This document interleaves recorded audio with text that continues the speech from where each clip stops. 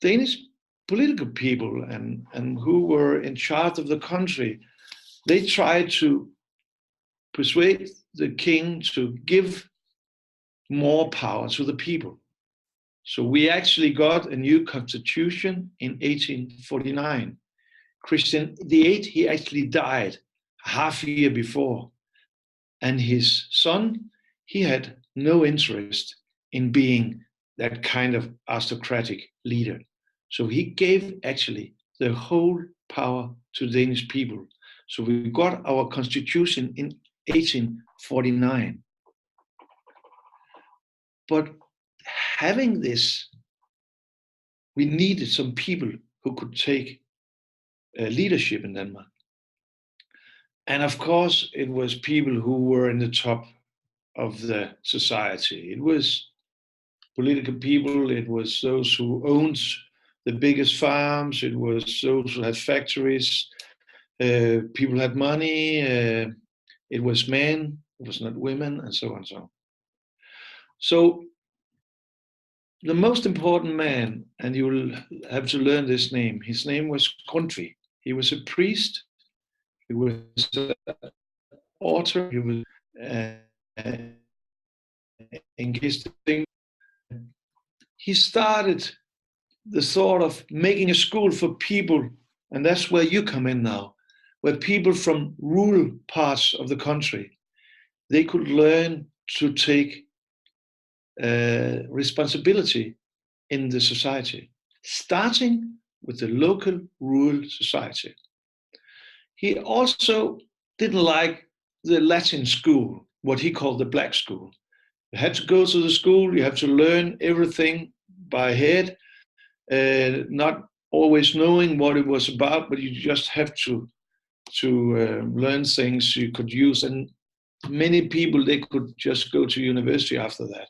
But he wanted to make an education for people on the countryside.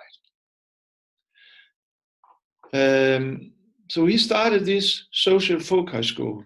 And the most important thing with this is that they are non-exam schools. We are under rules in Denmark where we have very well supported by the Danish government, and you pay to go here. But it is schools that are where the students stay 24 hours a day.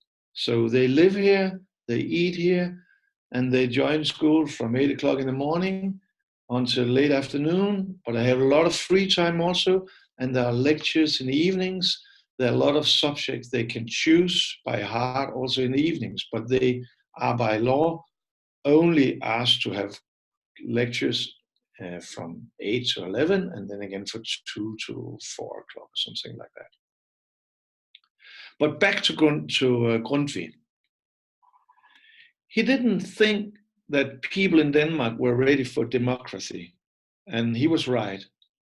So when they invited young people to come to this school, who were, after we lost to Germany in 1864, I think we got 5 or 6 or 7 already in 1865. And today we have 17 of these schools, and we have had about 110. They are different, the schools, but what were very equal between the school and the start was that the young people, they came and they learned about democracy. They learned how Grundtvig said that we have to enliven the young people when they came to the school. And then we have to inform them how to be part of a society. And then we have to give them experience how to run a society. So they were having lectures about democracy, about Danish history, about how to organize society. They took part of a lot of lectures where they were singing a lot. They did physical education. That was young girls and young boys who didn't have that much time at school because they were working at the countryside. For them, it was also a chance to meet other young people.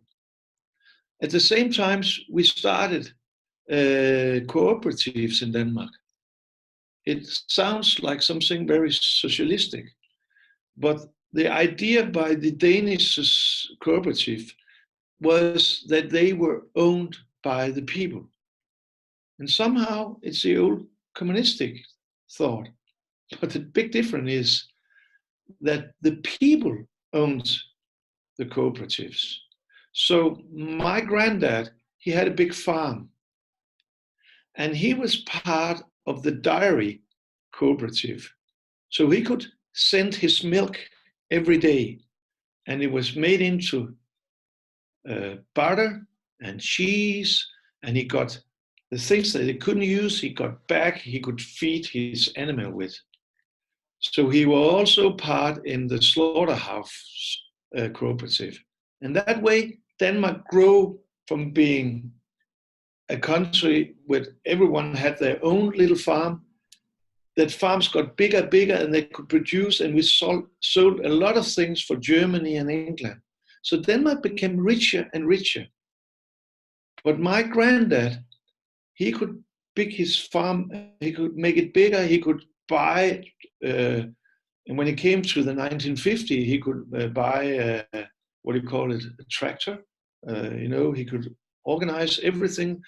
So the girls were sent to special social focus school where they learned how to run a daily life, to cook, to clean, to work with that.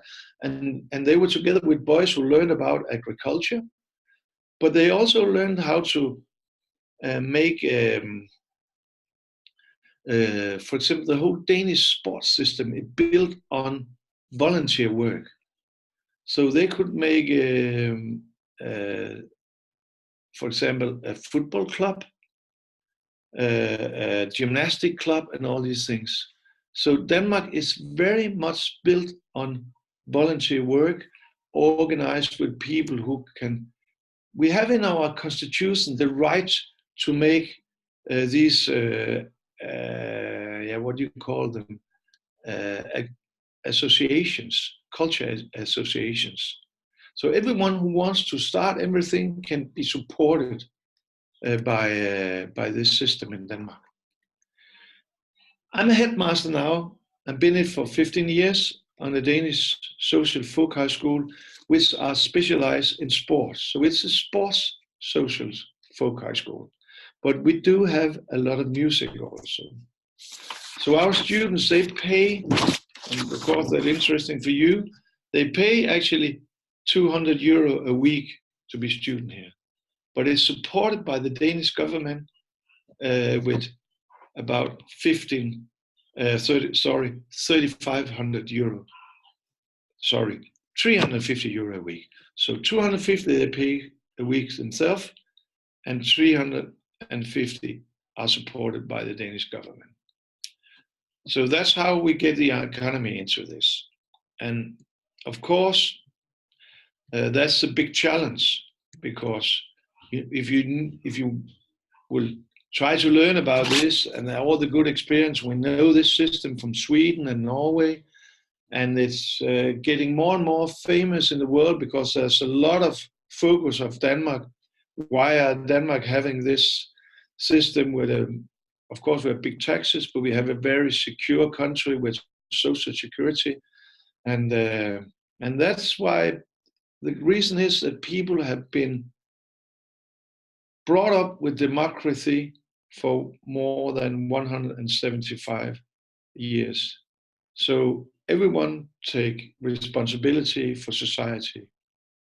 The students who come here, they get an education into sport, so they can go out and work as trainers, as leaders, maybe also be better sports people themselves. So it's sometimes they get top athlete in here, but normally it's only young people who love sport very much. So we give them this education, they can go out and work with that. Also, some of them make money, be professional trainers. I don't know what happened now. Can you hear me? Yeah. Yes, we can. It's okay. The best way to learn this is to come here, and for a few weeks we had young Europeans voting. So they came 100 young people from whole Europe to attend Danish folk high schools. Some of them went here at this school, and maybe one of them had told about this, and that's the reason why I'm being called in today. I made the same in 2003, where Denmark were chairman for European Union. So we had 100 young people staying here for a week, and a lot of them came back because the Danish government supported young people from Eastern Europe to be students here at Danish Folk High School. We don't do that anymore, but still we have sometimes young people from Eastern Europe coming here. We have people from England, Scotland, Norway, Faroe Island, Greenland, Iceland, Germany, and sometimes also for Canada and United States, Japan, and so. So everyone is invited, and I will promise to help if there are someone coming from Eastern Europe with a better price, because I want to support these things going on. And I was working for the Danish foreign ministry, traveling around in Europe, using sport as a way to learn about democracy. So I've been in Lithuania and Albania and other countries years ago. So you're welcome to, I think I've been talking now for 20 minutes, so you're welcome to have questions for me.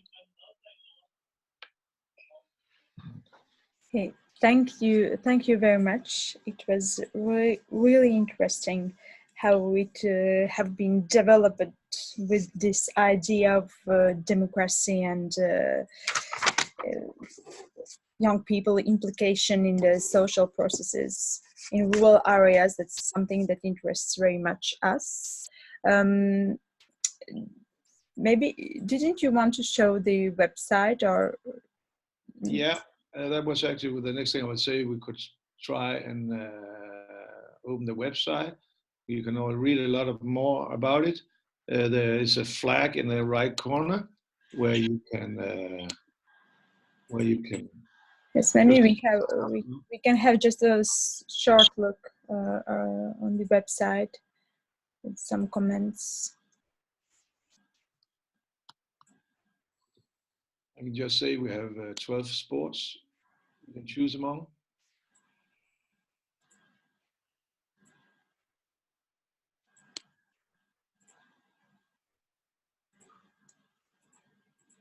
And I will need to go back. Maybe I can ask a question while you're preparing this, Henrik? Yeah, I think it should be okay now. And it's about the language you're using on this at the school. Is that sort of generally English, or do you use other languages as well? Yeah. We are a Danish folk high school, so we speak Danish, but we translate simultaneous when we have assemblies.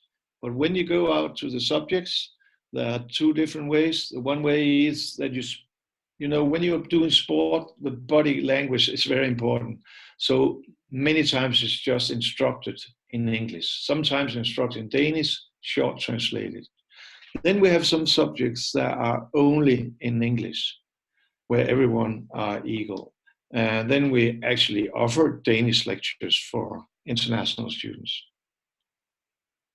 I hope that was the answer at your question. Thank you very much. I could also take a word from here, from Finland. In fact, I have the Leotrin from Kosovo here, and he's staying at the University of Applied Sciences of a humanistic kind of educational institute, and that is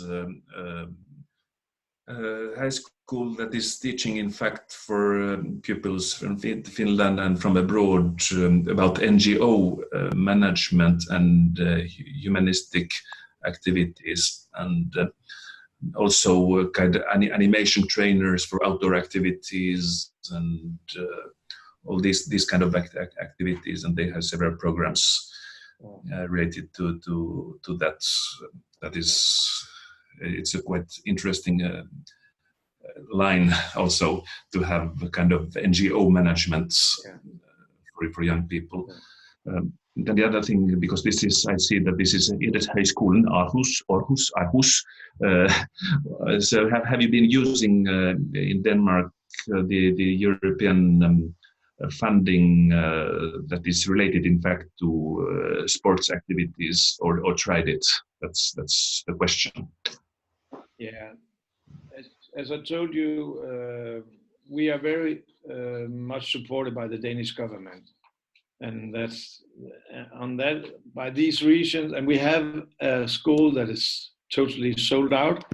So sometimes it's only when we make projects that we had some students coming here with one of the European Union's supporting programs. Was it Leonardo? I can't remember, one of these names here. So the students who come here from other countries are normally just paying for themselves. But sometimes we support some young people from, as I told you, from Eastern Europe. Did that answer your question? Yes, it did. Just when I did this kind of a funding guidebook for Finnish villages and NGOs, I noted that it's not a very easy funding tool, but there is a possibility to apply for specifically a sports project within EU and also outside EU for different kind of development activities, also through a European program. And I have not tried it, but it can be related to sports and health combinations, that kind of activities. Sometimes I've just been asked by a Dutch organization if we want to work with them, but then they want our students to go there, and they will send young people to us. But if the rules are in Denmark, so we cannot send them out of the country for actually, if they are here in 18 weeks, we have 18 days they can be out of the country. But we have our own trips. So I lose money if I send young people down to Holland to be there for a week or 2 or 3, whatever. So we don't make these changes between students. And that was I've been asked for a lot of time. And I'm sorry I had to say, well, you're welcome to come here and learn about our school. You can bring young people.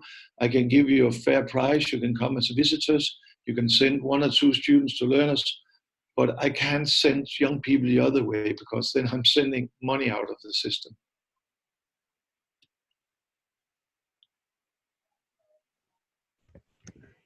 Can I add something here, please? Yeah. One thing is, can we stop sharing the screen? Because I mean, we now, and I'm sure Katrina or Henrik can send us the web address, and we can have a look at it further afterwards, because it's also in English. Thank you. And I think there is a base for the way you sort of describe sport as being the gate to democracy, if you can use that frame. I think that for sure could be a base for an application for Europe for Citizen. You could assist us, and we could help one another with the European Rural Parliament or European Youth Parliament for an application for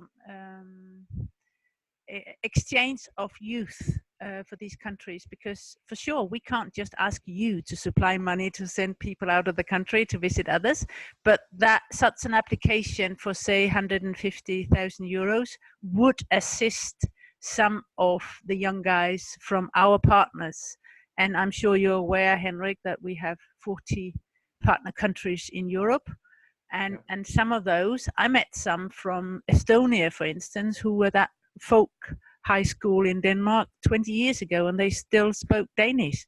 And I think that's a fantastic experience. Well, for me it was. So I think there might be a chance. And I know Kim is very good at this. He's our fundraiser in person. And I'd love to assist on this, and maybe we can help one another doing this. Thank you. That sounds as a good idea. We have a lot of young people from England at the moment, but that's the funny thing is that Denmark, as you know, are doing quite well in handball, and some of them come here to have an education. Not like, as handball trainers, but also players. And I've been in England in 1984, many years ago, playing there and helping in. And we helped them at the Olympics in 2012. But we can see that British handball has exploded. A lot of clubs now. The students we have had, or the players we have had here, they go back to England, and they are now trainers, leaders on the highest level, and they start new clubs around. And these things, by having clubs, sports clubs, that is a way that young people learn how to take part of a responsibility for a sports association, for example. And they can transform that into the rest of their life. And sometimes we can laugh about British. Every time British they are together, they place in a queue because they were standing in the queue on the Second World War. And now in Denmark, we make as association as ones that we are together. So we have so many small clubs and associations in Denmark. So I think that's one of the things that we can learn from the Danish social folk high schools, and they can bring back, is to get people working volunteer in the local environment, also in rural areas. And I need to say to you that we are one of the few schools, I think we have 70 schools, 3 of them are in big towns, the rest of them are on the countryside. Yes, thank you. I think that formation of NGO leaders in the rural areas is really a point which is important in every country nowadays, because we haven't got so many leaders, and if they are there, they are quickly tired, and it's nice to have a system where they can learn about it and find out why it is interesting for them, and how can they be involved. Yes. I just have a short thing to say regarding to this, if I can. Yes, listening you. I appreciate the mission of your school, especially which is dedicated to young peoples, and it's more focused on countryside and in rural areas.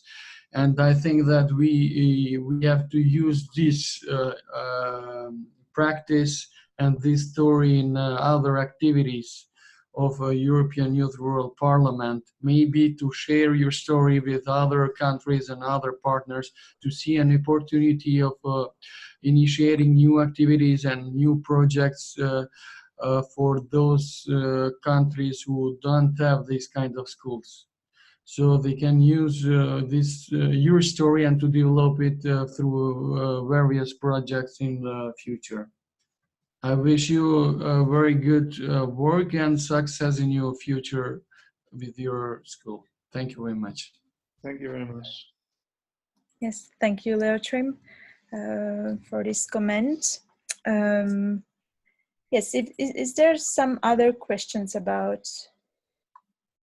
the school or some out of nothing, but if we look very tired with Leotrim is that we managed to go to sleep at 3 o'clock in the morning and wake up at 7 or something like that. So that's the reason why we look like this. Sorry. I hope you were working on rural development till 3 o'clock. Have you been celebrating World Championship in ice hockey? Well, that also, but that's a different story.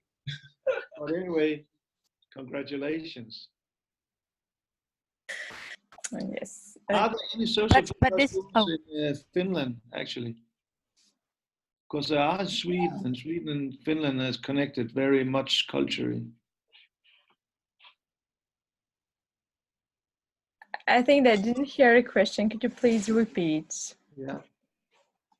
I ask, do you have social focus school in Finland? Because they have, I think they have about 100 in Sweden. Yes, we do have all the systems are slightly different, but we have a very close system to that. Yes. Yeah, I think I knew. They started the first one on Iceland now, and the first in Greenland actually also.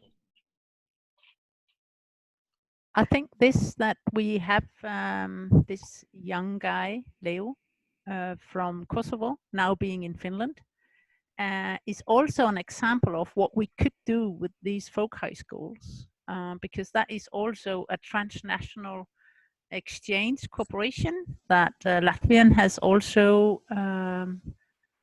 contributed to, together with Forum Synergies, to find a host and a student and do a matchmaking to ensure that young people can travel and experience new, and they will also bring with them experience from their home country, and that way get knowledge around. And that is so important, because most of what we fear today is because of lack of knowledge. So this is something that I thought could be really giving and very interesting for ERP and for ERUP or YP in the future. I would very much like to support that if given the chance. Thank you.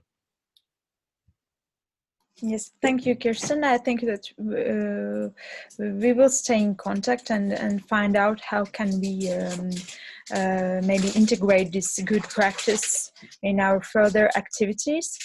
What I was wondering about is about more local level. Are the young people from the really local rural areas, is this school for them accessible? Anybody? I'm speaking half French, half English now. Are they accessible with price? Are there some particular stipendies or something for the young people from rural areas that haven't got so many money to get in this school? Because is there a special program of support for them, or it's the same for everyone? The funny thing with social focus school in the Danish system is actually being the headmaster here, I can take many decisions. So if I make the decision into the rules that are there. So if I take the decision and I will support, it costs 1,500 Danish kroner. I can take the decision now that I can support them with 500 a week. So we get down on 1,000 kroner a week. That's how it is. And working in Eastern Europe many years ago, I believe that's one of the things we can help from Denmark, is that to bring in young people from Eastern Europe. So you can always use me as one who can help you in your further way of getting young people from rural areas to get this opportunity to get around Europe. Okay, thank you. Thank you. Is there any other questions from the part of participants? I can just say short, they stay here for 18 weeks, 19 weeks in the autumn. Some of them stay for a whole year, so they take 23 years in the spring also. But in the autumn, I have room for someone who can get a scholarship, and that will be about 10,000 Danish kroner, and that's about 1,500 euro in support.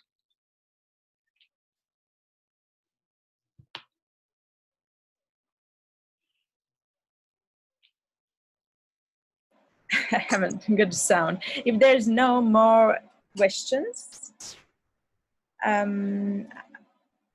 think that okay. I will say.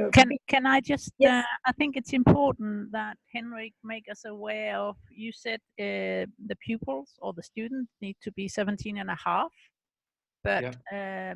I mean, I have considered to stay at a folk high school because, I mean, being 62, there's no upper age level, is there? And that as well is a combination of lots of different people that meets at these folk high schools. Thank you. Yeah, there's only the one thing, Kirsten, is that when it's sports schools, we have them until about 35 years normally. Sometimes we have, for example, soldiers being sent out, coming back and had a rough time. It's very good for them to come back to Danish society through the social folk high school. There are a lot of courses that are for 1 week or 2 weeks, and they are mostly used by elder people. But it's open for everyone. The rules have to be 17 and a half, and then you can be 90. No problem. Yes, that's thank you, Kirsten, for the question and comment, because it's something that's really important also for us when we are speaking about the youth issues and youth education. What age are we speaking about? And I know that there are a lot of programs, European programs, that stops at 25 or something like that, and it means that at 30 we are no more young people, and it's I think it's something that we could pass by, because we can be young till a lot more, and that's something it's important to know, that this kind of schools are open to everyone. So thank you. Thank you a lot of sharing your experience and your work with us. I think it's really, really good for us to know those details about social high school and possibilities of educating the NGO leaders in rural areas. And we will stay in contact with you and come back to you and try to find a way how could we maybe share this experience also in the European Rural Youth Parliament or even ERP.